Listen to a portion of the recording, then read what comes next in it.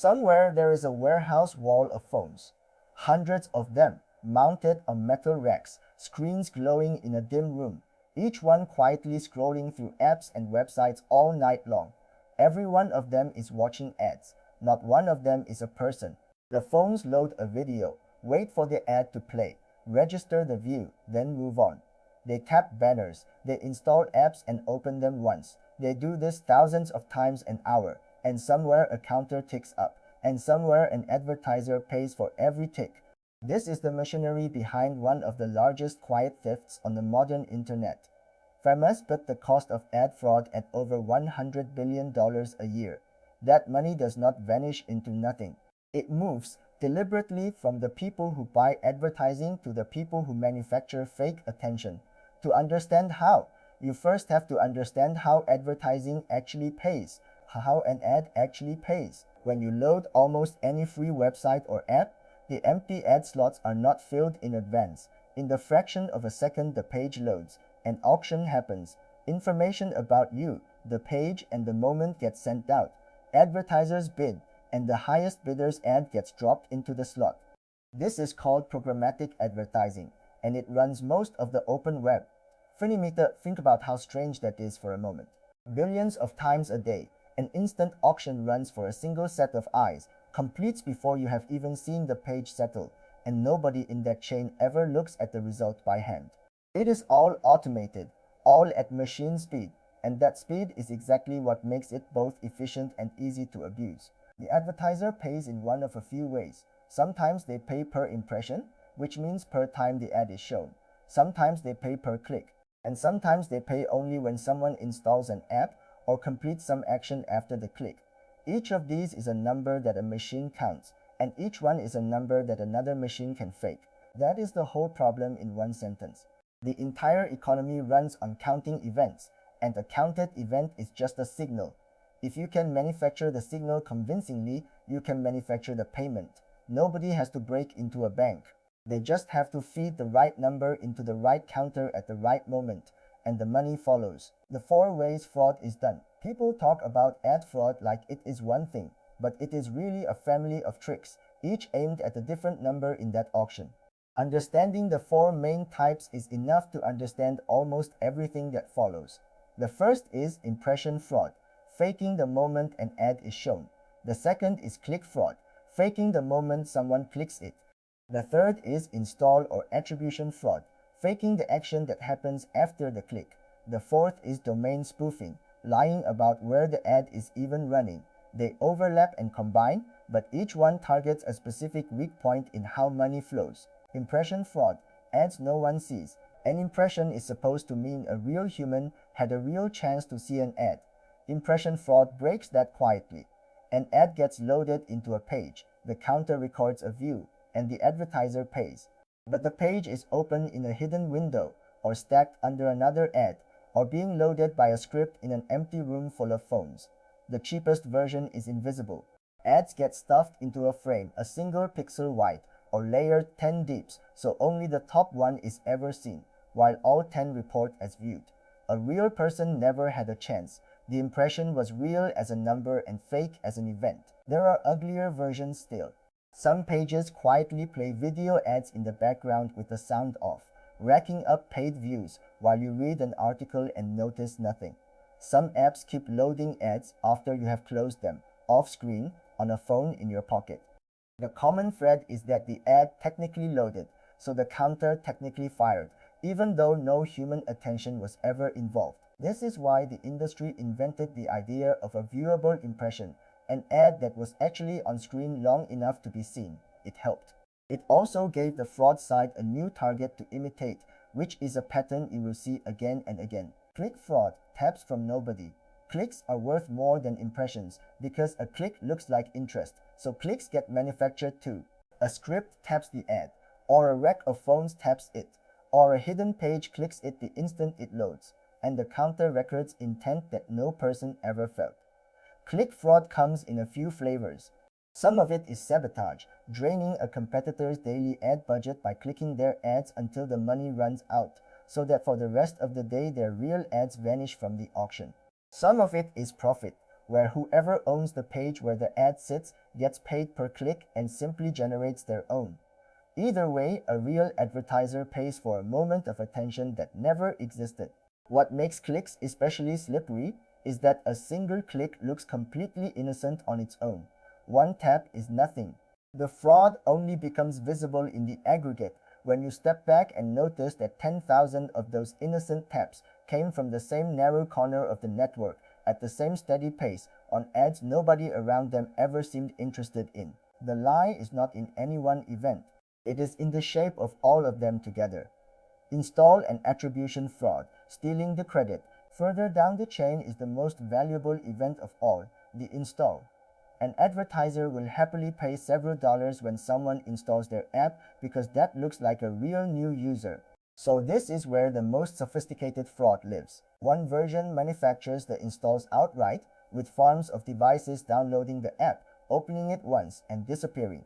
Another version is sneakier and does not fake the install at all. It steals the credit for a real one. The trick is to fire off a fake click moments before a genuine install happens, so the system that hands out the reward credits the fraudster instead of whoever actually earned it. That second kind matters because it shows the deeper game. The most effective fraud does not always invent fake activity from scratch. Sometimes it just inserts itself into the path of real activity and takes the payment. Domain spoofing, lying about the address. The last big category is about location, not action. When an ad is sold in that instant auction, the seller declares where the ad will run.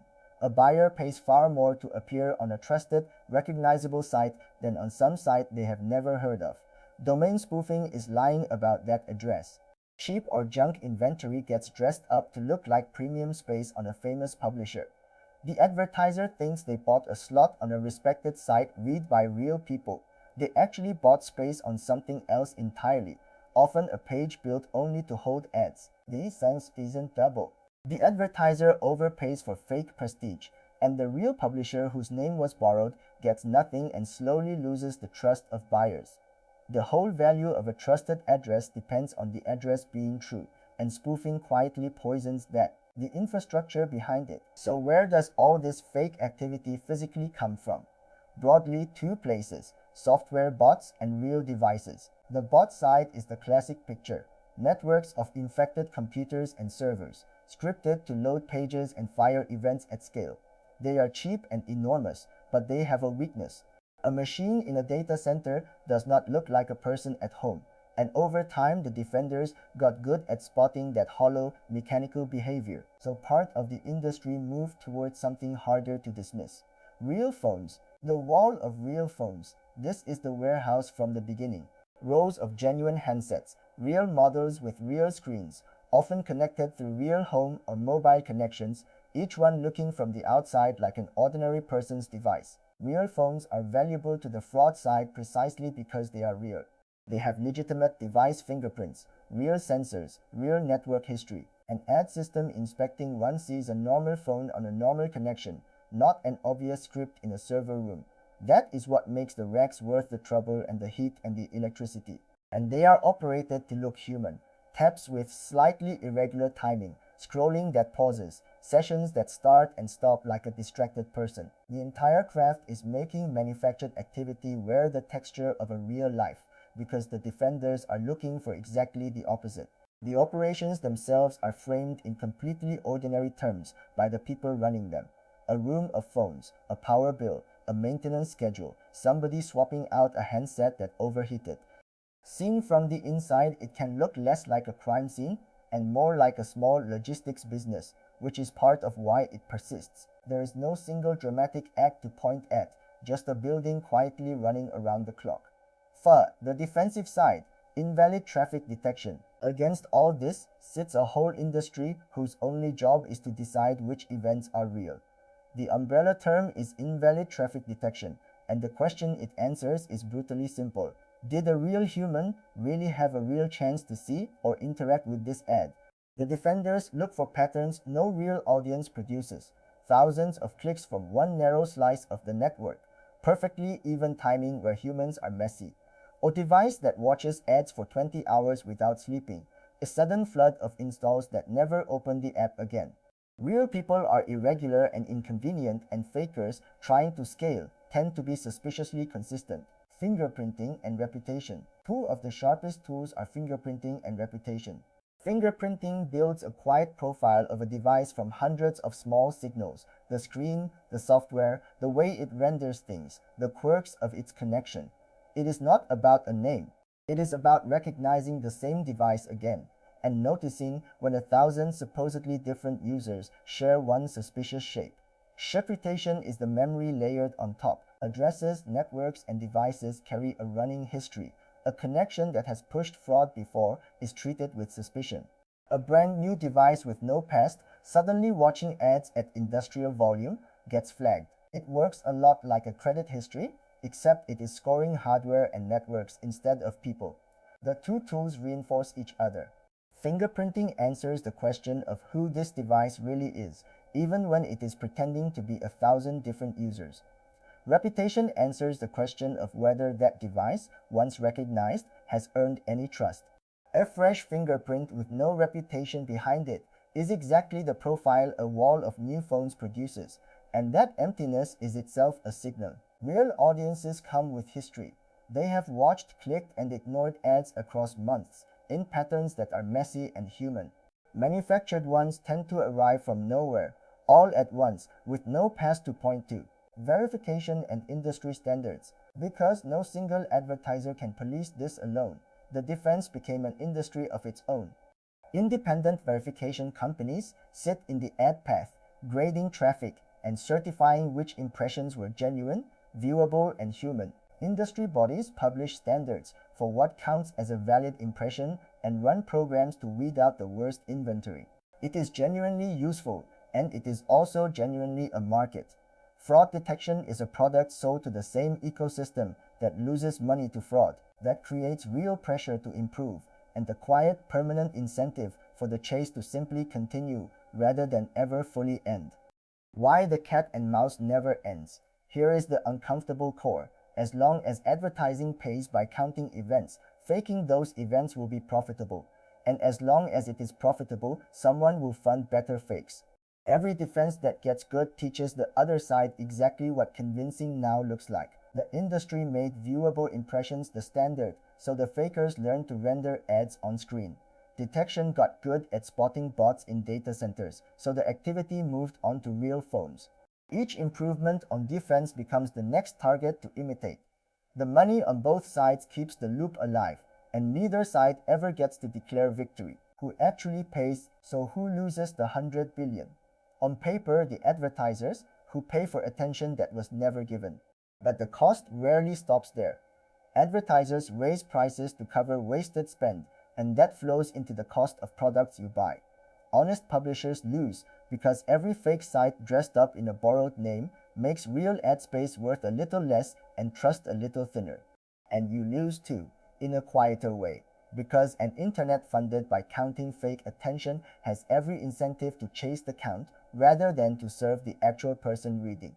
That is the real shape of it. Not a dramatic heist, but a slow leak of value out of a system everyone uses, paid for in the end by the honest advertisers and, indirectly, by everyone. If this kind of breakdown is your thing, subscribe and follow the rabbit hole. There is a hidden machine behind almost everything online, and once you start seeing the counters, you cannot unsee them. Next time we walk into the building itself. A click farm up close. The people, the racks, the economics of manufacturing fake engagement by the thousand, and why the work is worth doing for the people who do it. That one is called Inside a Click Farm, the economics of fake engagement.